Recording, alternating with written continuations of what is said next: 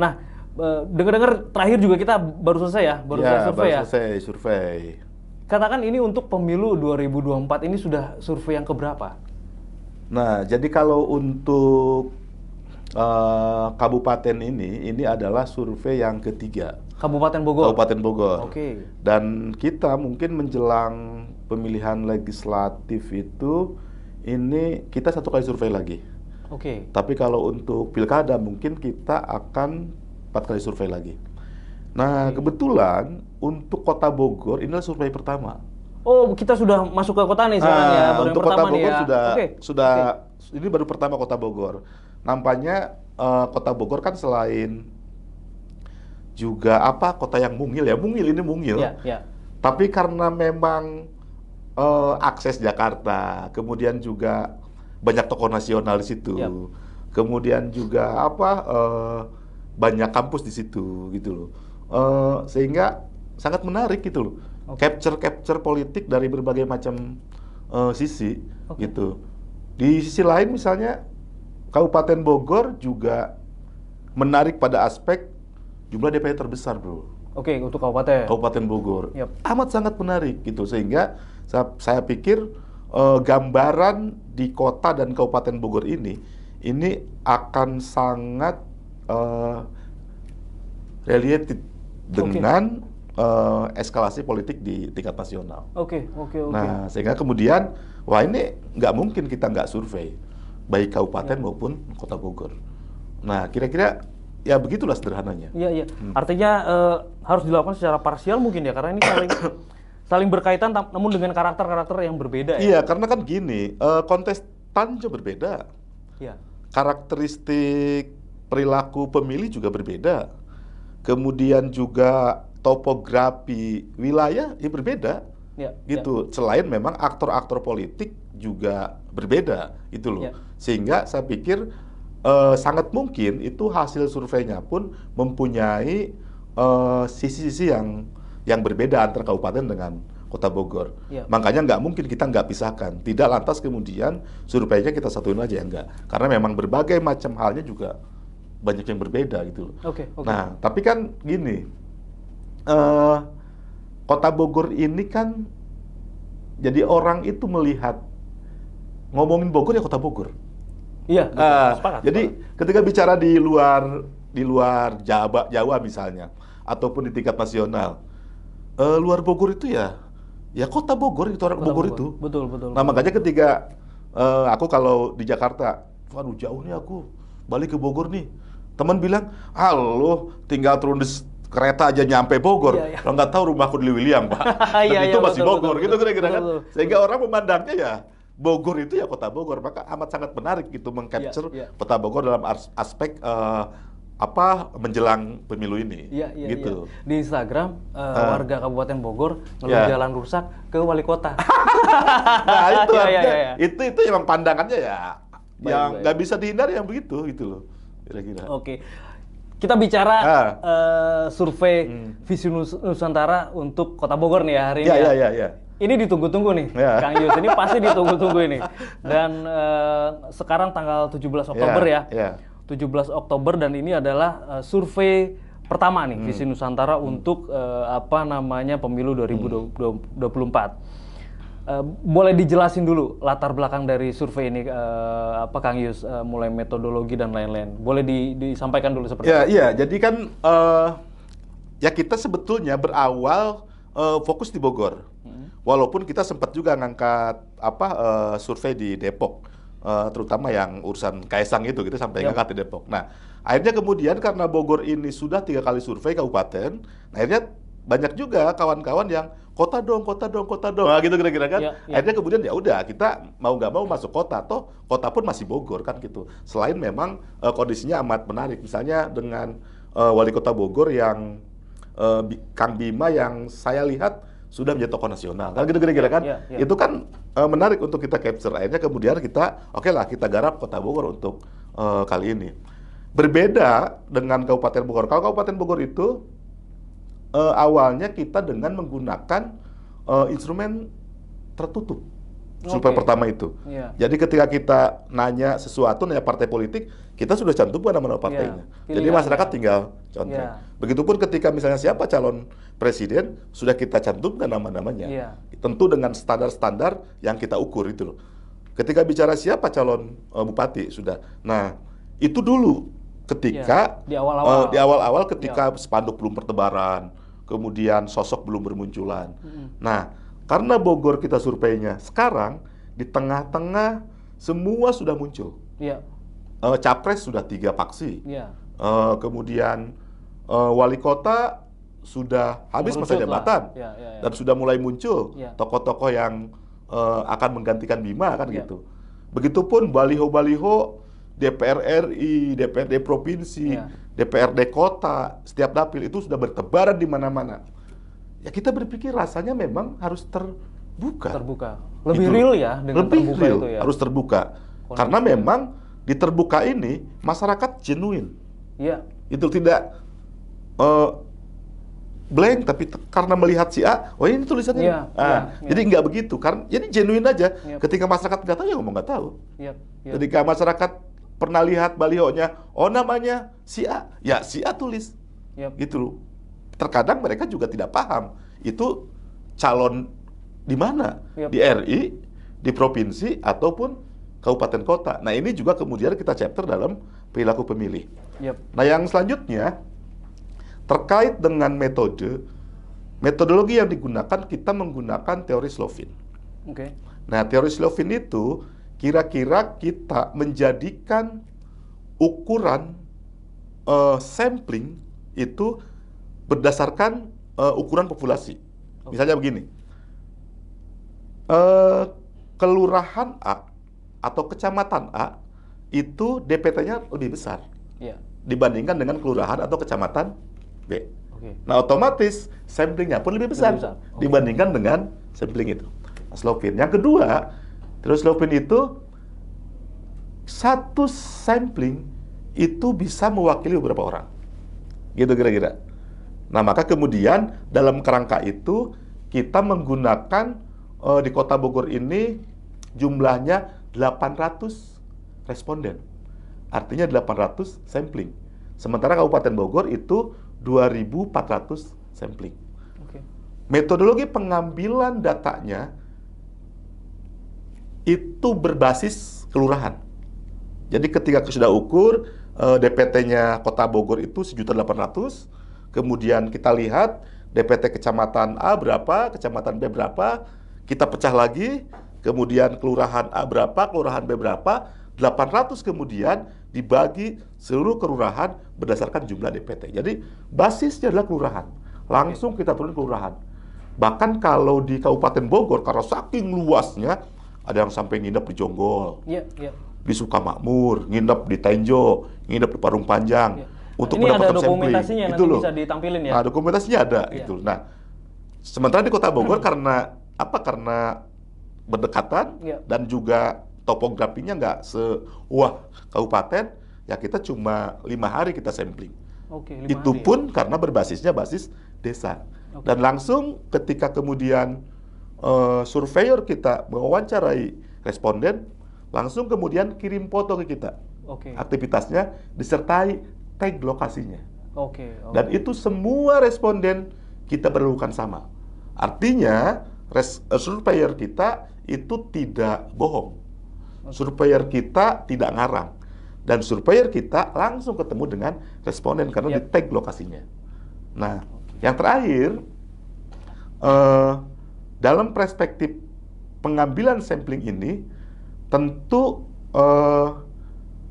kita menghindari penggiringan opini surveyor. Nah, oleh karena itu, yang kita terjunkan di Kota Bogor ini silang.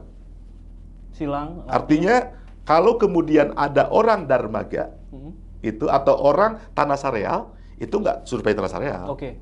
Dia surveinya di Bogor Timur, lagi kan? Atau di Bogor Barat.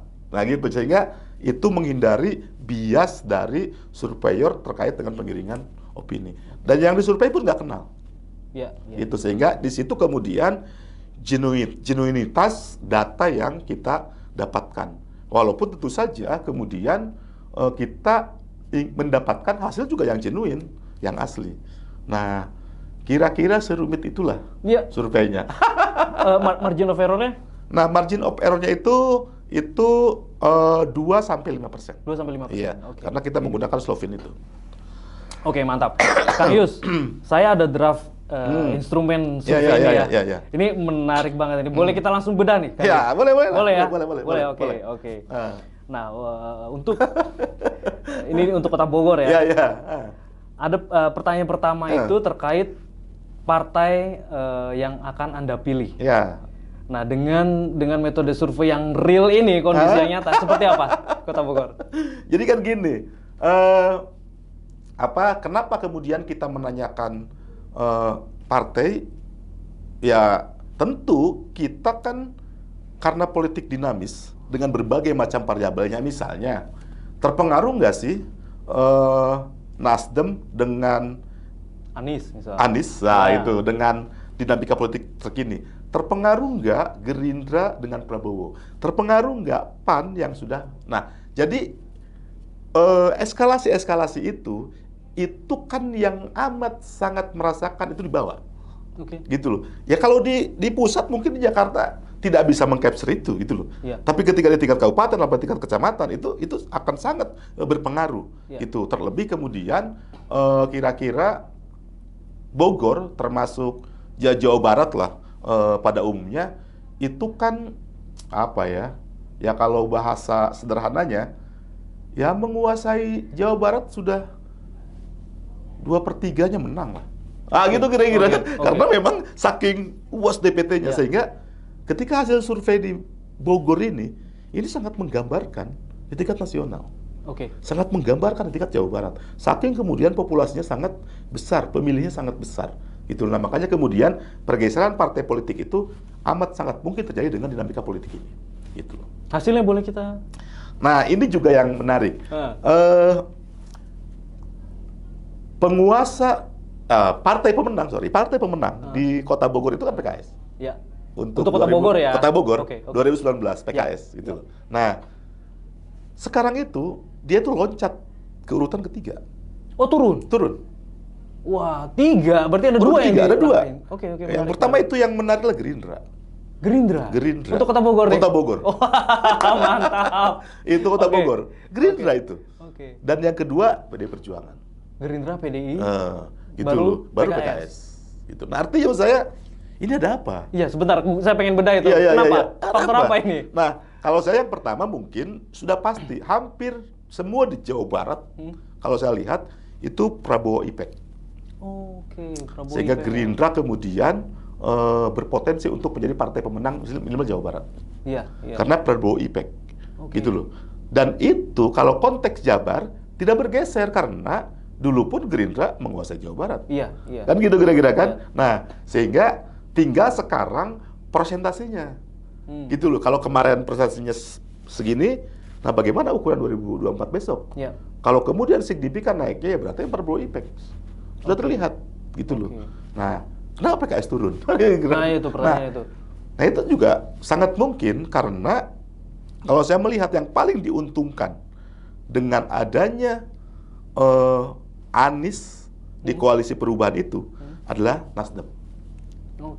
Gitu. Kalau saya melihat begitu, itu yang paling diuntungkan. Sementara PKS di banyak tempat itu tidak terlalu signifikan. Dukungan terhadap Anies mendongkrak elektabilitas PKS. Karena ada kekecewaan konstituen berarti? Itu saya pikir ada kemungkinan ada 3 faktor lah kalau saya. Yang pertama, gennya PKS itu Prabowo. Oh begitu? Gennya. Iya. 2019 kan dia habis ke Prabowo. Iya. Nah, artinya sangat mungkin kemudian konstituen juga masih suka Prabowo. Iya.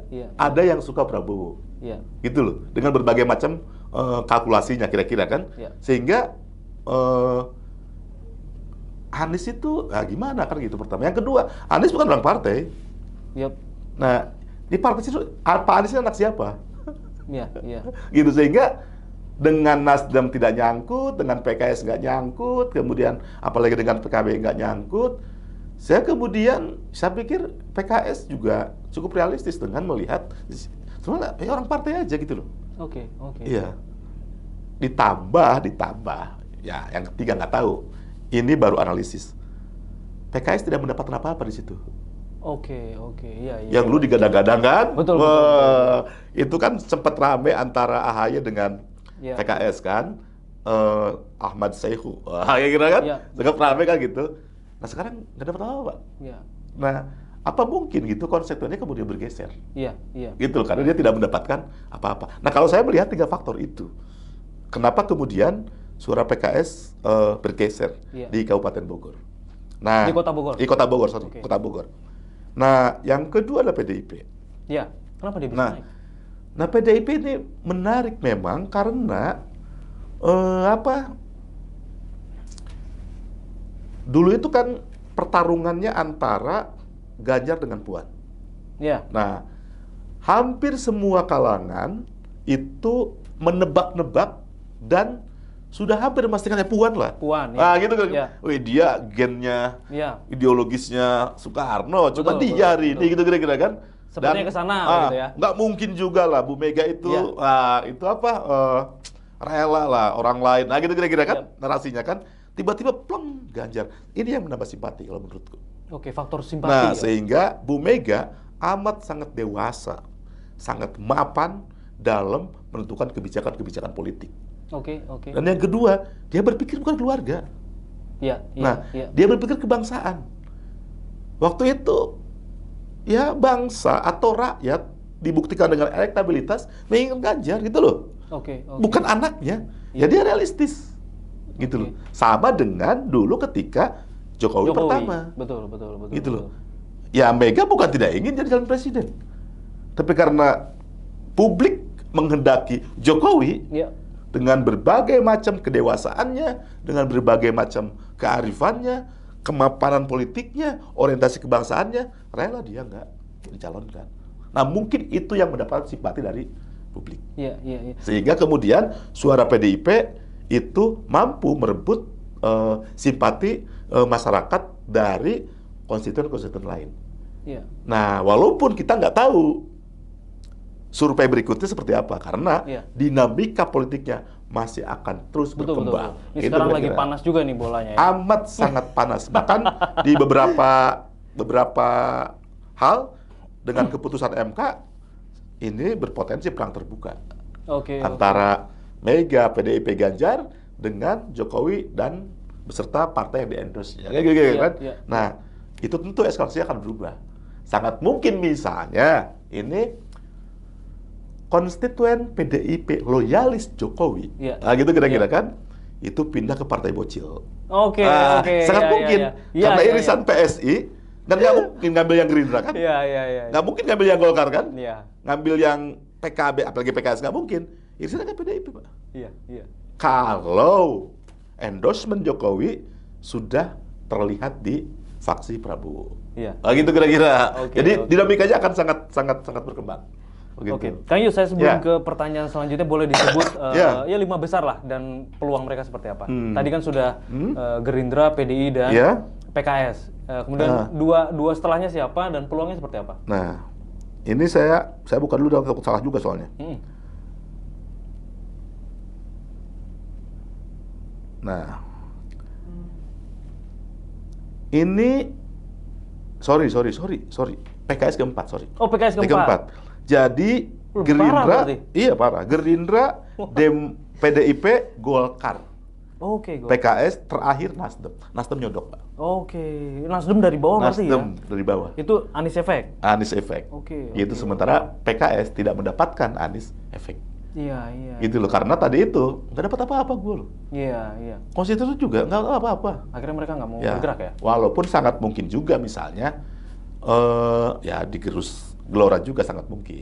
Gitu loh. Ada, tapi faktor yang paling besar bagi saya itu karena memang nggak ngangkat efek Anies di sana. Gitu kira-kira. Saya ke pertanyaan selanjutnya nih. Boleh deh, nggak apa-apa. Kita langsung ke calon presiden. Nah, calon presiden di Kota Bogor seperti apa? Dari 3 nama itu kan yang sudah mengerucut ya. Ini gila bener. Jadi memang Prabowo itu sampai 46%. 46%? Waduh. Pada 46%. Kemudian yang kedua Anies. 23%. Oke. Dan Ganjar Pranowo 22%. Jadi mepet Ganjar dengan Anies. Tapi Prabowo itu tinggi banget. Iya, oke. Gitu loh. Bahkan di sini kayak udah tapi bukan hal yang aneh ya menurut bukan karena tadi itu, karena Prabowo emang sangat investasinya juga cukup panjang kan. Bahkan di sini yang belum menentukan pilihan cuma 4%. Jadi artinya masyarakat sudah terpola. Gitu loh. Berbeda dengan survei terdahulu di Kabupaten Bogor misalnya, itu kecil persentase nomor 1, 2, 3, tapi belum menentukan pilihan tinggi. Sementara di Kota Bogor ini itu yang belum menentukan pilihan cuma 4%, sehingga sampai 14 Februari 2024 yang diperebutkan cuma 4% di Kota Bogor. Artinya kalau itu terjadi, nambah kemanapun, entah itu nambah ke Ganjar atau nambah ke Anies, tidak akan bisa mengalahkan Prabowo. Kalau lihat survei ini di Kota Bogor. Gitu loh. Karena cuma 3%. 4%. Gitu loh. Bahkan yang tidak tahu 3%. Artinya 7% yang belum menentukan pilihan. Gitu loh. Maksud saya sulit memang ya. Ya nambah kemanapun gitu loh. Itu. Nambah kemanapun sulit gitu loh. Tapi kan gini, ini kan bisa dijelaskan lewat histori. Bisa dijelaskan lewat investasi Prabowo. Juga bisa dijelaskan lewat hari ini kawan-kawan Prabowo dan kawan-kawan yang mengendorse-nya itu santun, Pak. Enggak ngomong apa mereka, enggak konfrontatif. Betul. Jadi itu pun mungkin menambah simpati. Betul. Ditambah ada supply dari Golkar, dari PAN, itu juga tentu akan menambah bobot yang luar biasa. Yang kemarin Golkar itu ya ke Jokowi. Kan gitu kira-kira kan, sehingga saya pikir bobotnya akan kuat di situ. Bang Yus melihat politik santun yang lagi dimainin itu salah satu bentuk strateginya? Kalau saya sudah dari awal itu bentuk strategi yang menarik, gitu loh. Jadi ya kalau misalnya yang di atas angin itu kan biasanya kan seenaknya aja ngomong. Gitu kira-kira kan, ataupun Jumawa, gitu kira-kira kan, ataupun dia enggak ngomong akan menang, enggak ngomong kami akan merebut, enggak. Dia semua jajarannya dari mulai elit Prabowo-nya sampai hanya biar rakyat yang menentukan, biar rakyat yang memilih.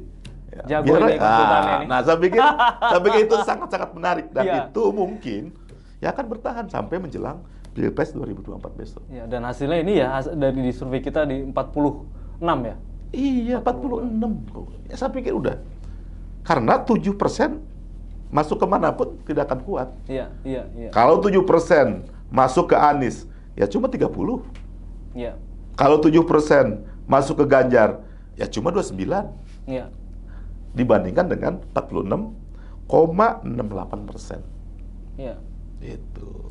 Kang Yus, saya masih di Pilpres nih. Kapan kita akan melakukan survei lagi? Karena ini kan keputusan MK kemarin akan itu akan sangat mengubah nih kan? Betul. Nah, jadi kalau saya melihat estimasi peta prediksi peta ke depan, misalnya gini. Ini kan bandul utamanya untuk menggeser elektabilitas ada di Gibran. Itu bandulnya, gitu loh. Nah, ketika Gibran itu misalnya di Ganjar,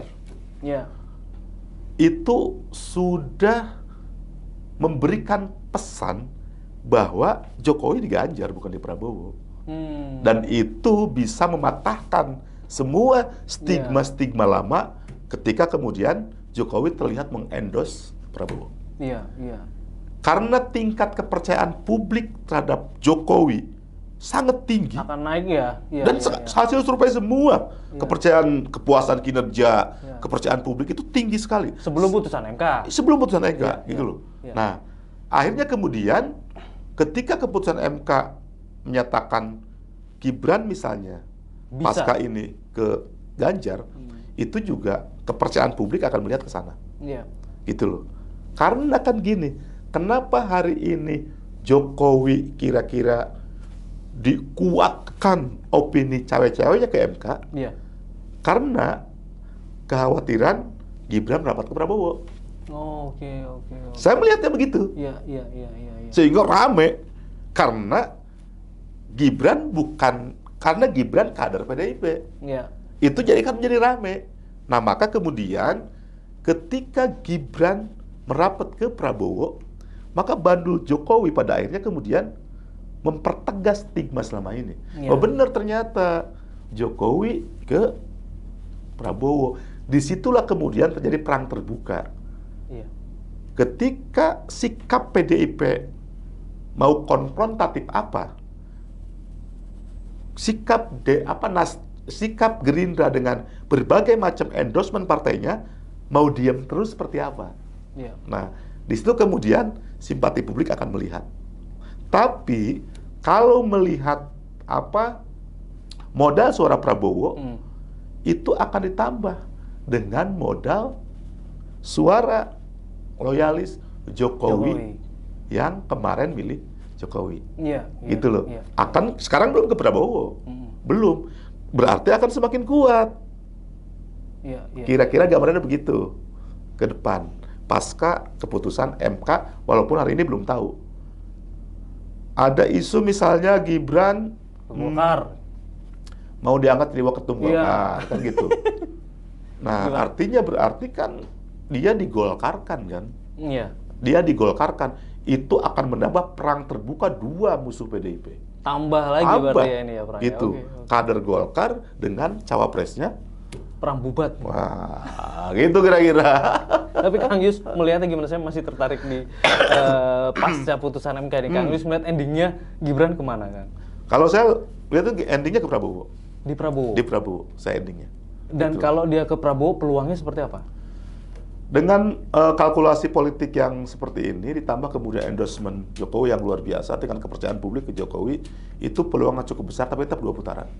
Tetap 2 putaran? 2 putaran. Oke. Karena nyaris tidak ada yang bisa menjegal Anies hari ini. Anies, iya. Karena dia sudah akan mendaftar tanggal 19. Iya. Bahkan jam segala macam sudah ditentukan, aja berarti kan kemungkinan 3 pasangan calon. Iya. Dan ketika 3 pasangan calon, tidak akan ada yang mampu 50% plus 1 di putaran pertama. Maka akan masuk putaran kedua, dan di putaran kedua inilah, kira-kira Nasdem gennya sangat mungkin ke Ganjar. Dan kira-kira kan potensinya. Kalau Anies kalah. Iya. Gitu. PKB sangat mungkin ke Ganjar. Iya. Gitu. Karena nggak mungkin. Iya. Iya Udah dong. dilempar kemarin Iya. gitu loh. Udah saya Tapi kira- PKS kemungkinan ke Prabowo. Prabowo. Oke. Di situ kemudian baru akan menarik. Iya. Gitu. Kita tunggu itu. Ya. Baik, kita kembali ke Oke. survei Kota Bogor nih. Pertanyaan selanjutnya adalah untuk calon anggota legislatif Iya. DPR RI ya, ya. untuk RI. Siapa yang disebut masyarakat Kota Bogor? Nah, ini yang pertama. Ini ada 4 hal yang saya pikir menarik di sini. Yang pertama, masyarakat Kota Bogor itu belum mengetahui sepenuhnya. Sebetulnya ini spanduk ini dia itu calon mana sih? Oke. Sehingga banyak yang masih nyebut di sini dia calon DPR RI dari Kabupaten Bogor misalnya. Gitu loh. Misalnya di sini ada sebut Fadlizon. Oke. Kemudian disebut misalnya Tommy Kurniawan. Iya. Kemudian juga disebut Mulyadi. Itu saya pikir menarik. Iya. Gitu. Iya. Berarti siapa yang salah? Iya.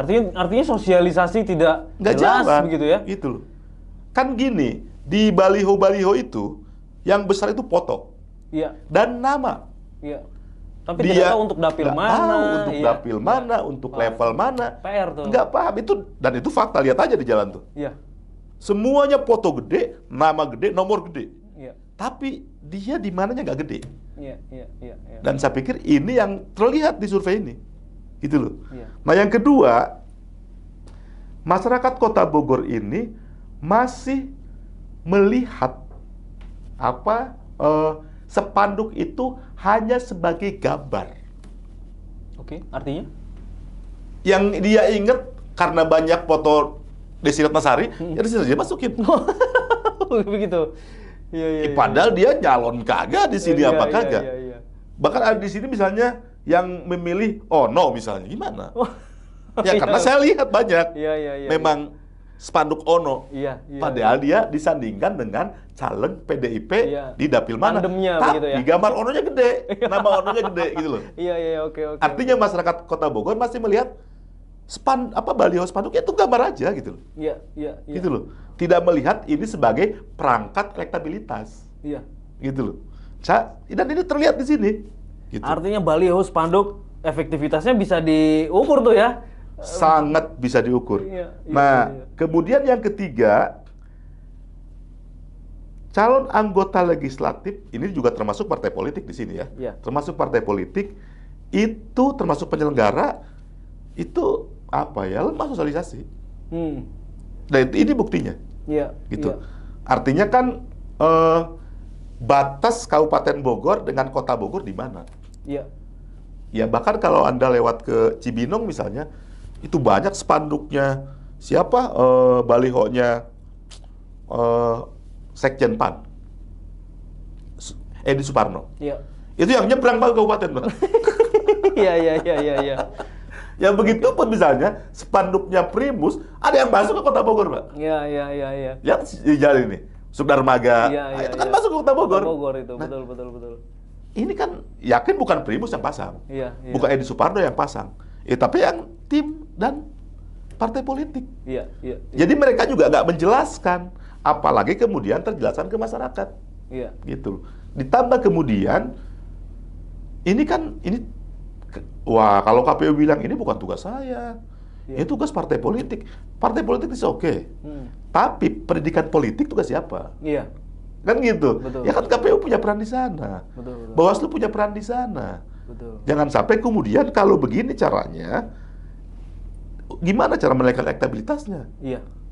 Jangan sampai partai ngomong atau caleg ngomong, gampang lah, dibom di detik akhir juga. Begitu. Pada akhirnya kan begitu, Money karena politics kelemahan lagi. sosialisasi ini. Iya. Gitu loh. Sampai ada yang masih nyebut misalnya, Bima gimana? Ya kan, Waduh. ya kan aneh gitu loh. Iya. Gitu, ada yang nyebut siapa? Haritanu. Waduh. Mungkin karena ngelihat gambar di mana begitu jadi, ya. Tadi saya bilang bahwa pemilih hanya melihat gambar sebagai gambar gitu. Oke. Bukan sebagai perangkat elektabilitas. Iya. Gitu. Saya tadi sempat ngikutin angkot yang di belakangnya ada stiker. Ada di situ salah satu partai DPR RI. Perasaan aku nggak pernah lihat di DCT ini, DCS ini, calon ini. Coba kejar-kejar, aku bilang. Saking kecilnya, dikejar saat dekat. Ternyata dia itu calon Depok, Pak, dengan Bekasi. Aduh. Nah, akhirnya menurut saya, Iya. ini kan gimana efektivitasnya gitu. Iya. Nah, saya pikir ini penting PR buat partai politik dan masih ada waktu lah ya, Kang Yus ya. Masih ada. Tapi kan gini, oke masih ada waktu, tapi jangan disamakan. Iya. 2019 dengan 2024. Iya. 2019 itu masa kampanye itu 6 bulan, Pak. Iya, betul. Jadi cukup leluasa mereka ketika dia mengefektifkan masa kampanye. 6 bulan. Sekarang cuma 75 hari. Iya. Cuma 2 bulan setengah, Pak. Betul. Masih kuat nggak? Iya. Nah, makanya kemudian efektifnya adalah diefektifkan juga di sebelum kampanye yang disebut sosialisasi itu. Iya. Itu loh. Sebelum masa kampanye lah ya, ada karena sosialisasi. kalau masa kampanye itu semua udah turun. Betul. Semua turun dan sebagainya. Nah, yang kedua, saya lihat baliho, spanduk, bendera, kemudian apapun alat peraga kampanye itu cuma di tengah. Pinggir jalannya panjang gitu, ramai itu. Iya. Dari mulai Cibinong sampai Lewiliang sampai Jasinga, pinggir jalan blas. Iya. Sementara di pinggiran nggak ada, Pak. Iya. Jadi mereka dipastikan masyarakat itu lihatnya sambil lewat, Pak. Iya. Gitu kan? Oh iya, gitu kan? Iya. Nah, artinya menurut saya, padahal yang lewat itu entah orang Kota Bogor tak bukan. Iya, betul. Entah itu bisa melihat dengan jelas apa enggak. Iya. gitu loh. Nah sehingga saya lihat silakan jalan ke pinggiran, itu nggak ada. Paling di rumah-rumah kecil-kecil. Iya, karena Gitu. pengumuman dari KPU, DCS begitu itu pun kurang maksimal begitu. Ya karena kan gini, dulu itu DCS itu kan banyak disosialisasikan oleh KPU. Iya. Misalnya di balai desa. Iya. Gitu. Sehingga dulu, siapa yang kira-kira itu kan maksudnya untuk masyarakat ngadu lah. Iya. Kalau ada, wah ini pernah KDRT nih. Wah ini pernah kena jeratan hukum nih. Iya. Wah Muncul ini hal itu ya. muncul di media macam-macam. Iya. Sehingga kan, nah sekarang nggak ada. Hanya berharap orang akses internet. Betul. Sementara nggak semua orang ya. Paham lah kita kalau bab itu. Iya. Itu kalau kalkulasi teman-teman cyber itu yang menggunakan internet untuk kepentingan informatif itu 30%. Iya. 30%. Artinya berarti emang masyarakat nggak pernah lihat ngecek siapa sih DCT-nya. Iya. Jangan-jangan KPU nggak tahu juga webnya yang mana, portalnya mana. Iya. Masyarakat nggak pernah diberikan informasi itu.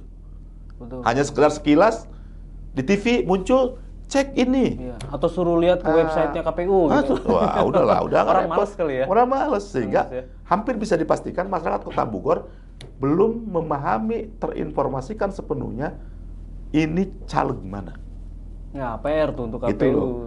Dan di level mana. Iya. Bahkan mungkin di partai manapun nggak tahu. Iya. Nah, ini pengalaman di Kota Bogor, di Kabupaten Bogor kemarin survei. Ketika survei di sebuah daerah, di desa, sampai itu spanduk nempel di warung, spanduk caleg, dari warung. Ibu, nanti caleg DPR ini milih siapa? Saya nggak tahu tuh. Ya ini apa ini? Iya. Saya tanya, ini siapa Bu? Nggak tahu, itu kan kemarin cuma nempel doang. Oh, ngisi duit aja. Nah, artinya maksud saya kan betapa tidak komunikatifnya dan betapa alat berat kampanye tidak mampu Iya. menguatkan elektabilitas. Hanya sebagai gambar aja. Iya. Bagi saya tetap yang paling kuat mempengaruhi elektabilitas yaitu bersentuhan, menyapa dan seterusnya. Itu yang paling kuat. Ini buat caleg daging semua ini sih. Iya. Artinya usah gini, bayangin di warung aja nggak paham coba. Iya. Bahasanya, ya karena kemarin ada yang izin aja Bu, ikut nempel ini ya. Dia nggak ngomong apa. Iya. Coba kalau, mari Bu keluar. Namanya siapa Bu? Iya. Nanti pilih ini Bu ya. Iya. Ya kira-kira itu lah. Ada komunikasi seperti Ada itu komunikasi. Terlebih yang masang kan sudah tengah malam, Iya. timnya pula, Iya. bukan orangnya. Ya udahlah, itu lewat wassalam. Betul. Dan itu banyak kejadian seperti itu. Iya. Kang Yus, artinya Ya. baliho, spanduk apa? Nggak efektif lah ya? Nggak efektif. Kita bisa bilang ya? Nggak efektif. Gitu loh, nggak efektif. Yang ada cuma ngotorin lingkungan aja dan merusak lingkungan. Dan di situ hampir kita semua tidak berdaya dengan kondisi itu. Iya. Bayangin coba, saya sempat bawa mobil, ada baliho runtuh gede. Iya. Di depan udah runtuh, pas saya nggak bisa. Bisa sih kalau bolak belok, tapi kan ya kan kasihan yang belakang. Berbahaya juga itu. Pertanyaan sederhananya, itu yang kecil, bertanggung jawab siapa? Iya. Tanggung jawab partai politik ya, partai nggak dibenerin kok. Tanggung jawab penyelenggara pemilu kah? Iya. Atau tanggung jawab pemerintah daerah kah? daerah. Saya turun terpaksa, saya singkirkan ke samping. Itu baru contoh kecil. Iya. Dan sangat mungkin banyak juga di Betul. tempat-tempat lain yang seperti itu, tanggung jawab siapa? Gitu loh. Pada sisi itu saja kemudian kita melihat efeknya aja merusak. Iya. Merusak, betul merusak. sepakat. Efeknya Efeknya hanya merusak ya? Hanya Boleh merusak kita sebut efeknya. seperti itu ya? Nggak ada lah efek yang lain. Gitu. Iya. Kemudian apakah ini juga terjadi untuk caleg DPRD? Provinsi deh, kita bicara provinsi. Ini saya lihat dulu ya. Paling tinggi saja Oke. di DPR RI itu cuma 9,25%, paling tinggi. Oke. Siapa itu? Gitu. Itu ada Ilham Permana. Ilham, oke. Iya. Golkar ya? Kalau nggak salah Golkar. Yang kedua Zainul. Oke. Gitu loh. Nah, yang belum menentukan pilihan itu 49%. Yang tidak tahu 23%. Waduh, tidak tahu Tidak ya. tahu. Ini udah berapa bulan lagi nih? Nggak tahu. Aduh. Nah, inilah yang kemudian yang saya Ya boleh lah, suuzon lah. Iya. Ini yang ngeberesin pakai duit di akhir. Iya. Udah gampang lah itu. Iya. Nanti kita beresin pakai duit lah di akhir. Betul. Nah kan betul. wajar kita punya kekhawatiran itu. Iya. Orang tinggal beberapa hari lagi kok yang tidak tahu 23%, bahkan yang belum menentukan pilihan. Iya. 49%, gimana ceritanya? Iya. Gitu loh. Nah kira-kira begitu gambarannya. Nah kemudian yang provinsi. Ini sama aja. Bahkan yang provinsi yang paling tinggi itu untung 1,00%. Untung. 1, Oke. ada 2 dengan Jainul Mutakin juga. Ya itu kan jelas ketidaktahuan mereka kan. Iya. Itu gimana ceritanya? Yang penting lihat spanduk balonnya gede-gede itu aja. Itu yang belum menentukan pilihan 67, sekian persen dan yang tidak tahu 26, sekian persen. Itu nama juga nggak lengkap Provinsi. ya. Untung gitu ya. Untung nggak tahu untung yang mana. Erni nggak tahu Erni yang mana. Kacau ini. Nggak tahu gitu loh. Saya hanya bayangin di sini ada Hak Supono. Supono itu kabupaten. Waduh, kacau. Ini loh, orang banyak nggak paham. Ada juga misalnya di sini Iwong. Nah, Iwong. Gitu. Nyebutnya Iwong. Iwong gitu loh. Aduh. Nggak paham gitu. Saya sih kan saya nggak melihat bahwa ini partai mana, ini Iwong apa segala macam. Yang penting genuinitas masyarakat ya. Iya. Begini nulisnya. Faktanya begini. Faktanya ini begitu, real. Gitu. Ini real gitu loh. Nah, kemudian misalnya apalagi di DPRD kota sudah tidak bisa didapilkan. Kalau Kabupaten Bogor itu masih bisa kita dapilkan, karena emang konstitusinya banyak. Iya. Itu udah dapilnya banyak. Ini nggak bisa didapilkan. Kalau didapilkan bisa itu nggak ada yang masuk. Waduh. Nggak bisa didapilkan. Kacau. Yang ada cuma Murtado 2,63, kemudian Suyoto 2,38. Itu yang belum menentukan pilihan sampai 58%. Yang tidak tahunya 17%, sehingga itu 70% nggak paham. Waduh. Kacau. Ini mau gimana gitu loh dengan kondisi kayak begini? Kacau. Jadi saya sampai nggak bisa mendapilkan. Kalau Bogor sempat didapilkan kabupaten, Kota Bogor udah nggak bisa, karena saking susahnya. Kacau. Gitu. Terus mereka mau bertarung di mana di menit-menit terakhir? Kita kan itu selalu curiga di sana. Ya apalagi opsinya gitu. Iya. Curiganya kan kita di sana. Waduh, ngeri, makanya kemudian ini yang menjadi pesan menarik bagi partai politik, bagi penyelenggara pemilu, juga bagi masyarakat, gitu loh. Nah, artinya kalau kemudian kondisinya seperti ini, itu sudah hampir bisa dipastikan diberesin di akhir. Iya. Dan itu dengan berbagai macam upaya-upaya transaksional, itu yang kita khawatirkan, gitu loh. Nah, makanya kemudian survei ini kan ya bukan juga gagah-gagahan ngapain juga gitu loh. Iya. Itu kita juga mengeluarkan banyak sumber daya, sumber dana, resource dan sebagainya. Ya karena ingin mencoba untuk memberikan space lain untuk pendidikan politik bagi masyarakat. Bahwa beginilah, sekaligus partai juga harus mengetahui. Ya terserah juga partai mau marah juga ya nggak apa-apa ya, faktanya kayak begini, kita mau ngapain. Dan semua datanya kita komplit. Ya kalau pintar gitu mereka ambil ini. Nah itu. Daging ini. Betul, dan kita semua emang sudah terpetakan tiap desa. Jadi kita tahu, partai mana lemahnya di kelurahan apa. Iya. Partai anu kuatnya di kecamatan. Kita udah ada semua, itu udah lengkap kondisi itu gitu. Sehingga kemudian gambaran partai kalau ingin efektif, di sini kita udah kuat nih. Oke. Ya kita harus lebih gencar di sana. Itu udah diketahui di peta kita. Begitupun capres. Ya udah terlihat jelas. Gitu loh. Gitu. Nah, DPR RI ini udah tidak jelas. Di peta di mana kita kurang. Di mana kita unggul dan seterusnya, sehingga sebetulnya ini sangat bisa mengefektifkan sebuah gerakan di waktu yang sangat singkat. Misalnya DCT 5 November. Nah, 3 hari setelah DCT mereka langsung kampanye. 3 hari sebelum 14 mereka sudah masa tenang. Nah, waktu itu mepet aja sebentar lagi. Dan itu harus efektif gerakannya. Apa kira-kira yang bisa dilakukan? Nah, yang pertama saya pikir harus mengetahui peta itu. Harus punya dulu. Harus punya peta, karena tadi itu efektif. Jangan sampai menggarami lautan gitu loh. Karena udah mepet juga udah mepet di situ kita udah kuat. Kita di situ gitu kan. Sementara itu nggak dilihat yang situ. Itu kan nggak efektif namanya. Atau kemudian misalnya di sana itu banyaknya bukan warga Kota Bogor, banyaknya pendatang misalnya. Wah, ini perumahan habis, Pak. Padahal sih bukan orang Bogor, orang Jakarta semua punya rumah di Bogor kok. Nah, gitu kira-kira. Atau kemudian misalnya banyak timnya mahasiswa, ya timnya bukan orang Bogor, Pak. Timnya, ya itu bisa tidak efektif jika kemudian tidak melihat peta itu. Kang Yus, artinya ini kualitas tahun politik ini menurun? Kalau saya sudah hampir beberapa bulan terakhir, bahkan semenjak launching penyelenggara, launching itu bagi saya sudah amat sangat, bukan lagi kemudian orang bicara bagaimana cara meningkatkan kualitas, bukan itu. Tapi nggak ada mutunya. Nggak ada mutunya. Itu indikasinya sederhana. Yang pertama misalnya, sekarang itu partai politik menjadi kayak nggak ada ideologi, loncat-loncat biasa-biasa aja. Iya. Ya terus jadi hal yang wajar begitu. Wajar, maksud terus ya mutunya di mana gitu loh kira-kira kan? Fanatisme nggak ada, apa nggak ada itu. Yang penting kekuasaan. Selesai. Dimanapun gua akan nempel di partai yang bisa menghantarkan saya berkuasa. Itu clear. Terus kalau udah begitu di mana mutunya?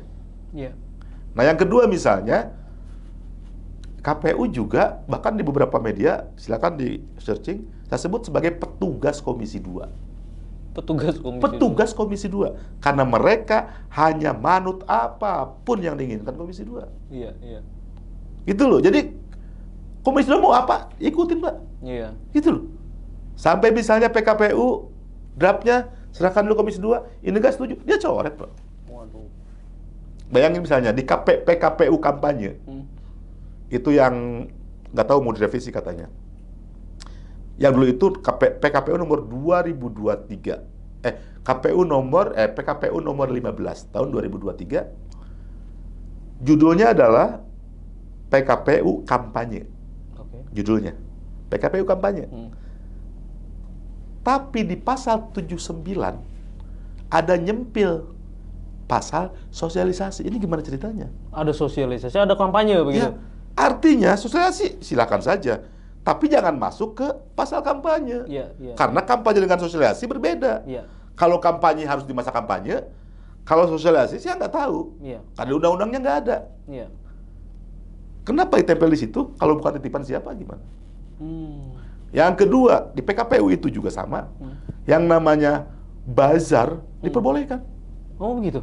Bakti sosial diperbolehkan. Dan door press yang 2019 kemarin ada di situ, dicabut sekarang, nggak ada jadinya. Jadi ketika ada partai bagi-bagi duit di acara baksos, ini acara baksos. Dilegalkan ini sama. Ya iya, kalau ada bagi-bagi sembako di bazar, ini acara bazar, Pak. Silakan dicek PKPU-nya. Oke. Yang ketiga di PKPU itu, nggak ada sanksi. Silakan dicek PKPU. 2019 jelas sanksinya. Nggak ada sanksi di situ. Saya belum dapat. Alasannya, kalau sanksinya sudah diatur oleh undang-undang. Jadi lihat aja undang-undangnya, oke. Paham itu. Tapi ketika bicara pasal 79 bab sosialisasi, di undang-undang nggak ada. Terus sanksinya kemana? Aturan mainnya seperti apa kan nggak jelas. Nggak jelas. Itu pada aspek regulasi. Kemudian juga pada aspek Bawaslu. Sampai hari ini nggak ada tuh hasil pengawasan. Lihat aja, coba tolong searching apa hasil pengawasan di tahapan verifikasi faktual partai politik, di tahapan pendaftaran calon. Nggak ada hasilnya. Mereka bekerja digaji oleh rakyat untuk mengawasi. Hasilnya tidak ada. Terus gimana? Yang terakhir DKPP. Ingat kasusnya ketua KPU? Yang dengan siapa? Wanita Emas. Wanita Emas. Yang pertama, semua diakui. Diakui semuanya. Dia nerima tiket diakui, dikasih kamu, diakui semuanya. Sehingga bahwa DKPP memberikan sanksi hukuman berat kan? Memberikan keputusan hukuman berat. Gitu loh. Sanksi berat terakhir. Tapi sanksinya nggak seberat hukumannya, Pak. Buktinya sekarang masih ketua KPU. Sanksinya apa ya waktu itu? Nggak ada, Pak. Oh, nggak ada ya? Nggak ada sanksi apa-apa. Gimana? Artinya menurut saya, betapa telah terjadi konspirasi melemahkan demokrasi dari dalam, bukan ancaman dari luar. Terakhir baru MK. Nah, gitu. Artinya rentetan ini memberikan pesan terhadap kita bahwa begitu runtuhnya tatanan kualitas demokrasi oleh lembaga-lembaga yang harusnya menguatkan demokrasi. Itu loh. Yang tadi sanksinya peringatan keras. Hah? Peringatan keras. Ya iya, peringatan keras. Iya. Itu kan pernah diakui semuanya. Betul. Gitu loh kira-kira kan? Iya. Terus dia apain? Berhenti jadi ketua enggak, dipecat enggak, masih nongkrong ya. Artinya sama aja nggak ada sanksi kan, terus apa sanksinya? Iya. Nggak ada kan sanksinya. Nah, artinya menurut saya di situ juga mengabarkan bahwa DKPP pun termasuk lingkaran konspirasi dari ancaman demokrasi di negeri ini. Iya. Itu kira-kira. Oke, Kang Yus, ini masih ada beberapa poin pertanyaan nih yang menarik juga. Sekarang kita nah ini mungkin yang ditunggu-tunggu juga nih. Calon wali kota yang akan Anda pilih ya, begitu, kepada wali kota Bogor nih. Iya. Di survei terakhir kita seperti apa? Nah, ini juga termasuk bahwa masyarakat juga tidak paham bahwa sebetulnya Bima itu nggak boleh mencalonkan, nggak paham. Bima Arya. Iya. Di sini masih tinggi, 17,75%. Loh, muncul nama Bima Arya? Nomor 1, Pak. Oh, nomor 1? Artinya masyarakat taunya Bima akan mencalonkan lagi, kan gitu kira-kira logikanya. Iya. Artinya kan berarti nggak jalan sosialisasi KPU. Iya. Gitu kira-kira kan? Oke. Nah, yang kedua ini Dedi Rahim.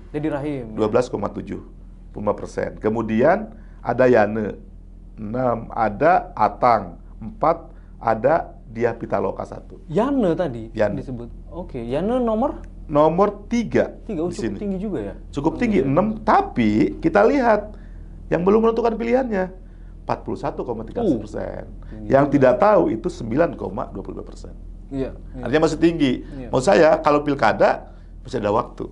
Iya. Karena banyak faktor untuk menguatkan elektabilitas pilkada itu, minimal 3 faktor. Faktor pertama tergantung pilpres. Betul. Jadi pilpres akan sangat mempengaruhi pilkada. Iya. Yang kedua, rekomendasi partai politik. Iya. Karena yang direkomendasikan partai politik itu adalah pasangan, bukan orang. Iya.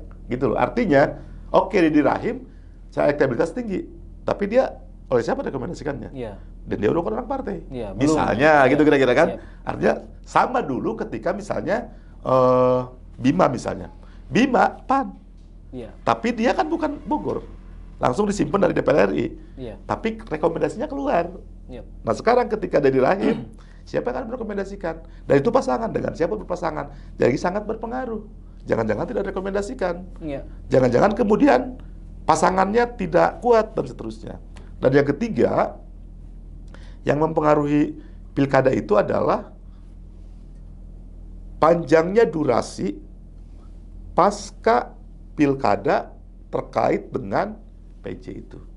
Oh, oke. Ya kan PJ itu orang siapa? Kan kita nggak tahu. Iya. PJ itu yang akan mengamankan siapa? Kita nggak paham. Iya. Nah, gitu kira-kira. Terlebih misalnya ada isu pilkada akan dimajukan. Iya. Itu untuk kepentingan siapa? Dimajukan Oktober. Iya. Sementara dimajukan bulan September. Sementara Jokowi lengser bulan Oktober. Iya. Berarti lu siapa kan? Iya. Nah, kalau kemudian ditarik ke situ. Iya. Jadi faktornya masih banyak. Gitu loh. Tapi Kota Bogor yang rencana JR itu yang menghabiskan masa jabatan? Udah enggak. Banyak JR juga enggak. Oke. Enggak, tetap PJ aja. Oke. Itu artinya menurut saya yang pertama PJ nggak tahu untuk kepentingan siapa dan bagaimana kerjanya, apakah dia berpihak kemana, kita nggak paham. Kemudian yang kedua juga terkait dengan tadi itu terkait dengan majunya itu. Kita nggak tahu untuk kepentingan siapa. Iya. Tapi yang pasti kalau kemudian kita lihat historical jabatan itu, ketika September maju ya masih Jokowi presiden. Iya. Kira-kira begitu. Tapi jangan-jangan kemudian ini pun hanya untuk menyelamatkan 1-2 orang. Iya. Jangan-jangan bukan menyelamatkan semuanya. Kita nggak tahu. Iya. Oke. Kang Yus, ada nama-nama baru nggak muncul di untuk wali kota, banyak. Wali kota? Misalnya untuk wali kota ada Rayendra misalnya, Reddy, ya itu masuk. Kemudian juga ada Sandy Ferdiansyah. Sandy. Kita juga nggak paham itu siapa, nggak paham. Iwan Setiawan juga ada. Iwan Setiawan? Iya, Jaro Ade juga ada. Kan untuk kita. Ya tapi ini real kan, kondisinya seperti ini. Kita nggak bisa kita merubah survei, Pak. Betul, gitu loh. Iya, Justru kita ini harusnya dijadikan sebuah sebuah informasi penting. Betul. Baik bagi yang bersangkutan yang ingin naik ataupun bagi publik. Iya. Termasuk bagi penyelenggara pemilu, baik KPU, Bawaslu. Iya. Kita informasi sangat penting gitu loh. Ada juga Eli Rahmat Yassin ada. Aduh. Kalau ketua-ketua parpol di tingkat kotanya ada? Atang ya tadi ya? Atang ada, kemudian Jenal Mutakir ada gitu. Kemudian Golkar itu siapa sih? Rusli ada. Ya? Nih Rusli Pahlevi ya. Iya. Rusli Prihatevi ada. Kemudian juga itu yang ketua-ketua itu. PDIP siapa? Untung ya? Ada Ono di sini, Pak.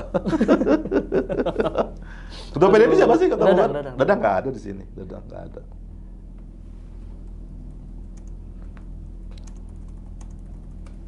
Ya, artinya kalau saya tadi ya kita semua kaget lah dengan nama Bima Arya masih bahkan tertinggi. Iya.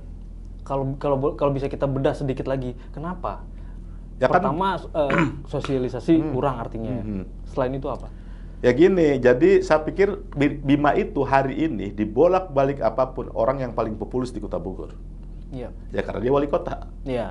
Gitu. Jadi orang populis sehingga ketika dengar calon wali kota, ya mereka dengar wali sebut kota. Lagi gitu ya. Gitu kira-kira. Iya. Ya itu sudah Bima. Saya pikir berhenti di situ. Tidak lantas kemudian masyarakat bersungguh-sungguh ingin Bima lagi, bukan begitu. Oke. Tapi karena memang mereka yang nyebut ya, yang kenal wali kota ya Bima. Kan gitu loh.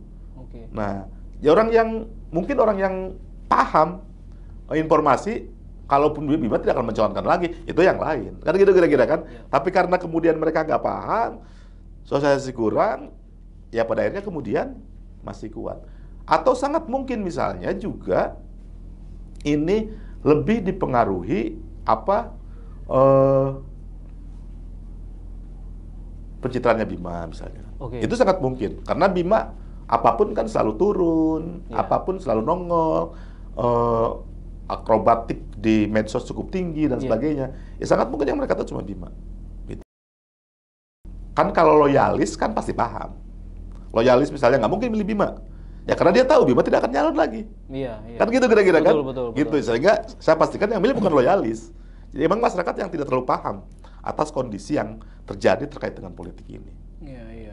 Gitu. Artinya popularitas mah selesai ya Bima ya? Paling tinggi, udah kalau Bogor paling tinggi lah Bima itu. Iya.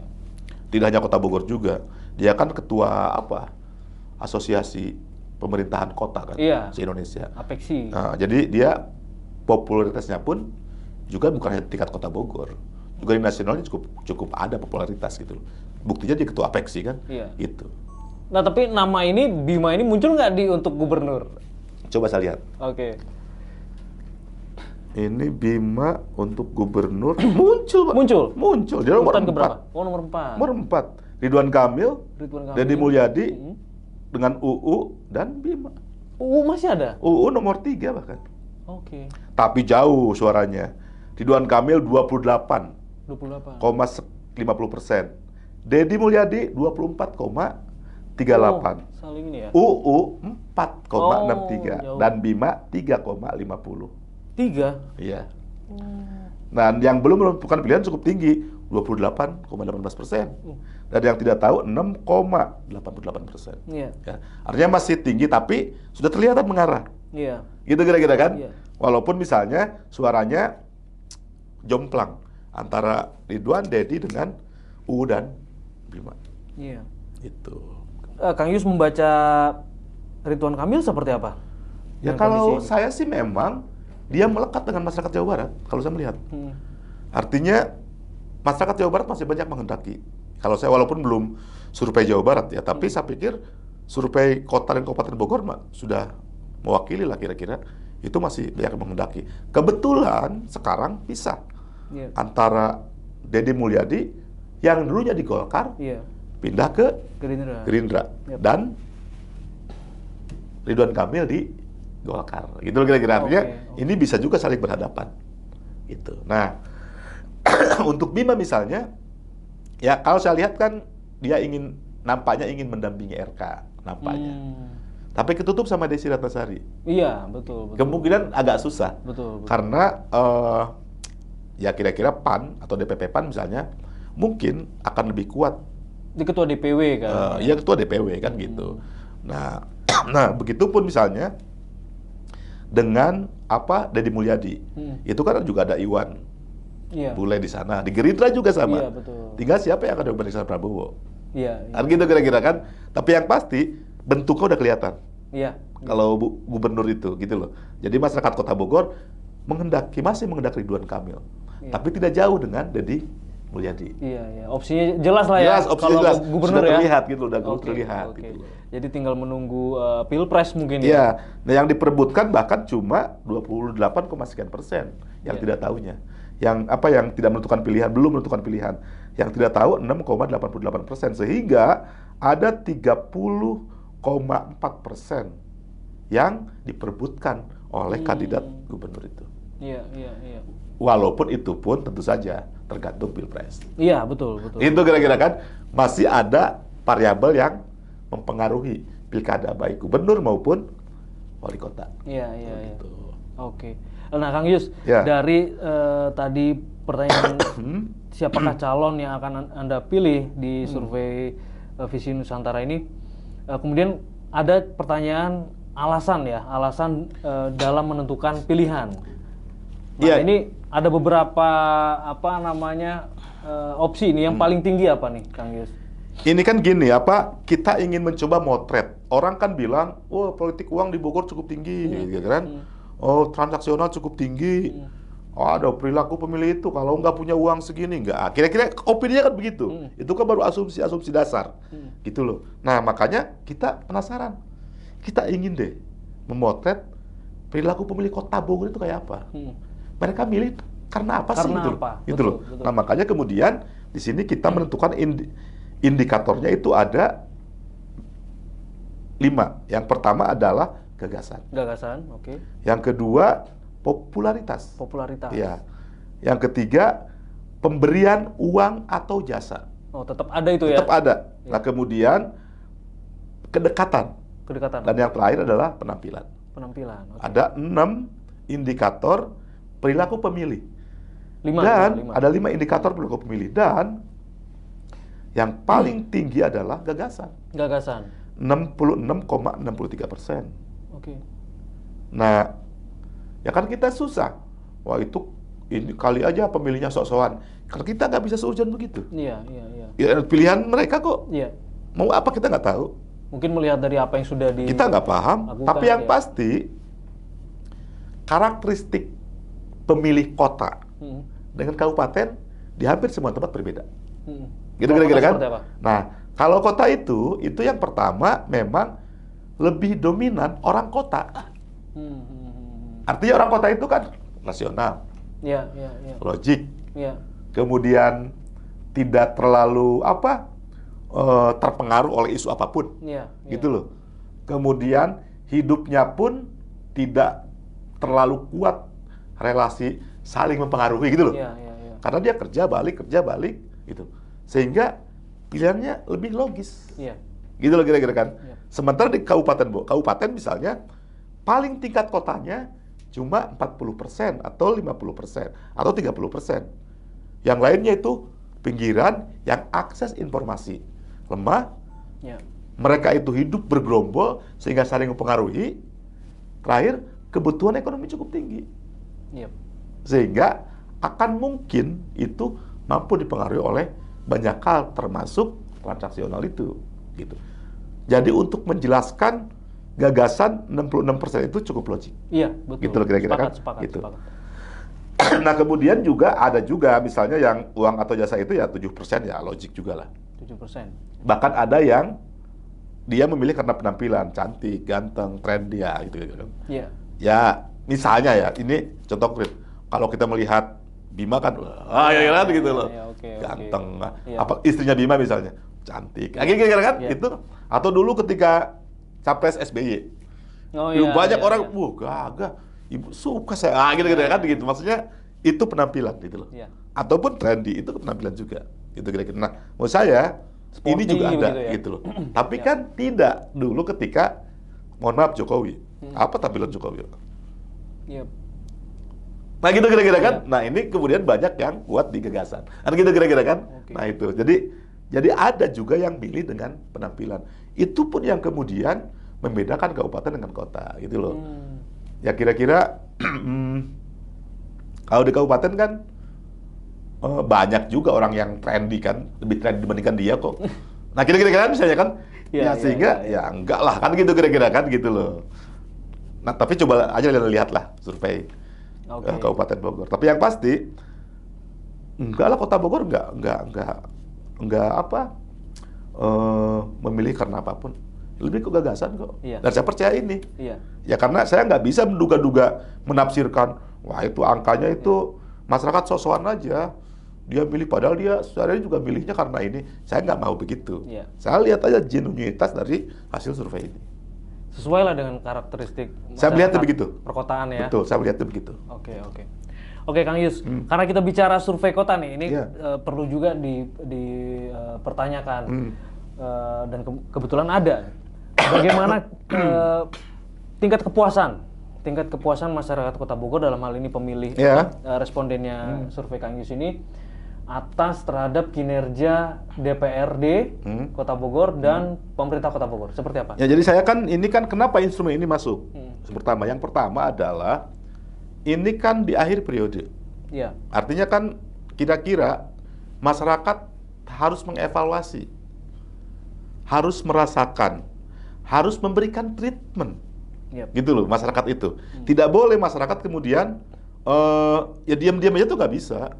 Ngomong dong, kalau nggak puas ngomong, kalau puas ngomong. Kalau kemudian biasa-biasanya ngomong, kan gitu kira-kira kan bahasa kasarnya gitu. Karena ini di akhir, baik legislatif maupun eksekutif. Nah, yang kedua, bahwa ini kan incumbent itu kan mau naik lagi. Berpotensi, baik legislatif maupun eksekutif. Bagaimana caranya incumbent yang selama satu periode jadi legislatif misalnya, dia mengingkari janjinya. Dia memberikan kebijakan tidak pro rakyat. Dia itu tidak menepati berbagai macam program-programnya. Tidak turun ke masyarakat. Masyarakat mau apa? Nah artinya treatment ini memberikan gambaran, hei masyarakat, hukum mereka lah dengan hukum politik, gitu kira-kira kan. Hukum politik diantaranya dengan cara tidak memilih kembali. Nah itu di sini kemudian kita munculkan itu, gitu loh. Dan itu penting karena masyarakat cuma dengan cara itu bisa menghukumnya. Apalagi indikator gitu loh. Nah termasuk wali kota. Wali kota itu kan beres Oktober. Dan ini PJ. Artinya apa sih kurangnya? Kenapa masyarakat nggak puas? Kenapa masyarakat puas? Dan PJ ini, walaupun PJ, karena setahun, ya harus ada yang bisa memuaskan dong. Memenuhi bolong-bolong, walaupun tidak semuanya. Maka muncul itu. Ya kerja lah gitu. Ya kerja lah gitu kira-kira kan. Jangan sampai PJ ini hanya sebagai alat politik untuk kemenangan pilkada gitu. Ya, jangan sampai itu. Makanya kemudian kita munculkan instrumen ini. Nah, akhirnya ketika bicara itu maka DPRD ini yang sampai 71,63% tidak puas. 71,63%. Kemudian yang puas cuma 20%, yang tidak tahu 3,25%. Tinggi, sangat-sangat tinggi. Ya mungkin bisa aja berargumen misalnya, ya kalau masyarakat kan emang nggak ada puasnya. Itu jawaban wakil rakyat atau bukan, kan susah kita kan. Terus ya terserah mereka menanggapi apa gitu loh. Tapi faktanya masyarakat begini, gitu loh. Tidak puas bagian apanya? Ya tanya masyarakat. Iya. Gitu loh. Jangan sampai kemudian 71% ini menjadi sesuatu yang mereka nafikan gitu loh. Iya. Bohong itu, Nggak itu. bisa. Nggak bisa. Faktanya seperti ini. Iya. Gitu loh. Dan di sini kemudian masyarakat mempunyai peluang untuk menghukum. Iya. Gitu kira-kira kan. Oke, yang nggak tentu yang anggota legislatif nggak semuanya tidak mendapati janji misalnya. Iya. Ya udah yang mereka anggap tidak mendapati janji hukum aja. Gitu. Nah, saya pikir ini penting treatment ini. Iya. Gitu. Nggak ada waktu lagi untuk memperbaiki. Emang mereka sekarang udah kerja nggak? Mereka udah pikir politik semua, Pak. Iya, betul. Jadi ketika misalnya rakyat hari ini memilih 71% nggak puas, ya udah nggak puas. Iya. Itu faktanya. Itu faktanya karena nggak ada waktu. Survei begitu ya. Kecuali survei ini 1 tahun yang lalu. Iya. Masih ada waktu setahun lagi. Tapi hari ini udah finish. Iya. Sehingga hari ini udah nyaris nggak kerja. Karena semuanya orang menyelamatkan diri masing-masing hari ini untuk kepentingan elektoral 2024. Maka terimalah 71% ini sebagai bentuk ketidakpuasan masyarakat terhadap anggota legislatif. Oke. Begitu. Kemudian kalau Pemkot? Nah, di sini nih menarik Pemkot ini. Menarik juga, ini masih ada 63% yang tidak puas. 63%? 63% tidak puas. Oh, tinggi ini. Nah, tinggi. Ya, kalau saya analisisnya begini. Saya nggak tahu, pernah ada survei dari Carta Politika. Dan itu tingkat kepuasan cukup tinggi. Gitu loh, dari berbagai aspek. Nah, saya nggak tahu. Tapi yang saya bisa analisis kemungkinannya, yang pertama adalah program-program pemerintah kota, saya nggak ngomong Bima, tapi pemerintah Kota Bogor, itu lebih banyak moles di kota utama. Kebun Raya, Sempur, kemudian Sukasari yang banyak sorotan Cina-Cina, macam-macam gitu loh kira-kira kan. Di situ moles-molesnya, gitu loh. Artinya kalau yang disurveinya orang sekitar itu, mungkin 80% puas. Iya. Gitu kira-kira kan? Kalau kita survei Kebun Raya itu loh. Tapi kita surveinya di kelurahan, di akar rumput. Mungkin mereka merasa belum berubah kok. Iya, artinya ada yang belum tersentuh. Belum tersentuh. Kita masih miskin kok, gitu loh. Iya. Gitu loh. Kita masih kumuh daerah kita, gitu loh. Kita masih dagang juga diobrak-abrik Satpol PP. Iya. Masih begitu gitu di pikiran. Iya. Sehingga itu yang kemudian disurvei. Nanti kalau Anda lihat foto-foto, itu hasil orang kru kami surveyor sedang survei, kita di warung surveinya. Iya. Di depan got rumah tangga surveinya. Jadi bukan di Kebun Raya. Nah, maka tapi ini menjadi sebuah hal penting bahwa ke depan memang program-program substantif harus menjadi prioritas. Yang menyentuh langsung begitu. Yang menyentuh langsung dengan masyarakat. Oke. Karena memang ketika bicara visi Bima untuk periode kedua ini misalnya, ya membahagiakan orang kira-kira kan, menyamankan orang dan seterusnya, menyamankan masyarakat Kota Bogor. Ya indikator harus jelas apa sih indikatornya. Dan saya nggak tahu teman-teman Carta Politika melakukan survei apa sampai berbasis desa apa tidak. Itu kira-kira kan. Tapi kalau kami berbasis kelurahan. Sampai ke akar rumput dan ini yang kami dapatkan. Nah, mungkin saja misalnya ada argumen kok ambigu sih. Sisi lain misalnya masih pengen Bima. Tapi sisi lain kok nggak puas gitu loh. Nah, tadi itu saya katakan bahwa ketika ngomong Bima karena nggak tahu. Iya. Bima nyalon lagi apa enggak? Iya. Ketika ngomong wali kota, yang taunya mereka Bima. Iya. Nggak tahu yang lain. Person ya? Nah, ke person. Iya. Gitu. Sehingga bukan pemerintah kota. Makanya kemudian saya bukan ngomongin Bima, tapi ngomongin pemerintah Kota Bogor. Iya. Tentu Bima nggak sendiri. Supporting berbagai macam sistemnya, dan seterusnya. Keterlibatan ASN, keterlibatan tenaga fungsional, tenaga struktural di bawah dan seterusnya gitu loh. Saya pikir itu harus menjadi ukuran. Atau isu-isu besar yang baru saja terjadi. Isu-isu besar yang baru terjadi. Karut-marut PPDB begitu kan. Lah. Misalnya atau ya kemacetan yang dia juga kesel kan gitu kira-kira kan. Ya, artinya menurut saya banyak hal lah gitu. Tapi yang pasti pemerintah Kota Bogor harus bersikap dengan ini. Karena apa? Karena ini kecil gitu loh. Iya. Kok kecil cuma 6 kecamatan.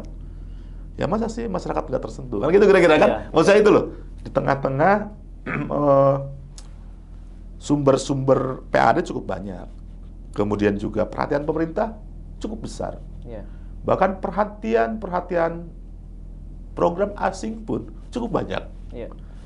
Ya masa gitu ya 6 kecamatan nggak terurus. Iya. Maksudnya itu yang atau 60 sekian kelurahan nggak terurus. Iya. Nah, saya pikir menurut saya ini penting untuk menjadi catatan. Kalau saya coba kaitkan begitu ya dengan data BAB sembarangan aja, kan di Kota Bogor itu baru 2 kelurahan yang bebas, itu kan bisa. Itu juga bisa dikaitkan ke sana, Ya. sangat bisa lah. Atau juga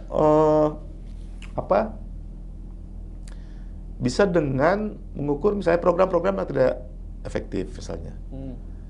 Kayak beberapa program misalnya konversi angkot ke bis. Gimana sekarang sih gitu loh. Ada yang tahu nggak progresnya kayak apa? Tingkat keberhasilan sudah berapa persen? Atau misalnya sekolah ibu misalnya. Sekarang gimana sih kondisinya? Itu sebetulnya kan yang membasis kan, langsung menyentuh ke rakyat gitu. Sekarang gimana kondisinya gitu? Jadi banyak yang nggak keukur gitu loh maksudnya. Maksud saya ini, saya pikir harapan saya dengan tidak memberikan stigma apapun terhadap Kota Bogor, pemerintah Kota Bogor, ini harus menjadi perhatian ke depan gitu loh. Siap. Menarik kan? Menarik banget. Iya menarik. Makanya saya pikir ini harus menjadi pesan yang bisa diambil oleh kawan-kawan dalam kebijakan. Betul. Baik partai politik, kemudian pemerintah kota maupun teman-teman penyelenggara pemilu itu penting gitu loh. Dan ya kalau tidak begitu ya terus mau gimana? Nggak bisa ada perubahan yang cukup konstruktif di Kota Bogor. Begitu. Nah, itu bisa diambil tips-tipsnya tadi yang di awal juga untuk caleg-caleg. Kang Yus di sisa waktu ini kan masih bisa mengejar begitu ya? Iya, nantilah saya pikir gini, tadi itu saya sampaikan ke teman-teman udah jangan berharap mengandalkan waktu kampanye tahapan itu karena singkat, pun jangan berharap di situ. Selain singkat, semua orang turun, Pak. Yang ada masyarakat bingung, Pak. Gitu loh. Artinya dari sekarang harusnya udah turun ya? Turun, tapi dengan catatan tidak motorin lingkungan. Dengan program-program yang konstruktif, kan gitu, bukan masang spanduk di tengah orang kelaparan, gimana Pak? Masang spanduk di tengah orang nggak kebeli beras. Ya nggak ada makna apa-apa tuh spanduk itu, Pak. Ataupun yang ngisi maulid itu di tengah masjid yang rusak, gimana? Nggak ada, Pak. Gitu, makanya tapi turun bersentuhan konstruktif dengan membawa berbagai macam program apa yang dia janjikan itu loh. Gitu loh. Saya pikir banyak program pemerintah yang bisa disinergikan dengan teman-teman anggota legislatif. Udah dibawa nggak gitu ke masyarakat. Jangan hanya karena reses doang kemudian turun. Dan itu pun tidak punya makna apapun dalam konteks program. Begitu kira-kira. Siap, Kang Yus. Kapan kita ada survei lanjutan, Kang Yus? Nah, kita rencana survei lanjutan itu kan 3 bulanan kita kan. Ini ketika Oktober, kemudian Desember kita survei lagi. Desember ya? Desember, menjelang. Oke. Dan di situ itu sudah terlihat jelas semuanya. Gitu, karena 1 bulan lagi ke pemilu. Gitu. Baik, terima kasih. Ada yang mau disampaikan lagi, guys? Tambahan mungkin? Ya, nanti tinggal kita lihat dan berharap bisa begini lagi di survei Kabupaten Bogor. Karena itu juga menarik. Amat sangat menarik. Kita tunggu. Gitu loh. Siap. Terima kasih, Kang Yus Fitriadi dari Lembaga Studi Visi Nusantara. Terima kasih banyak.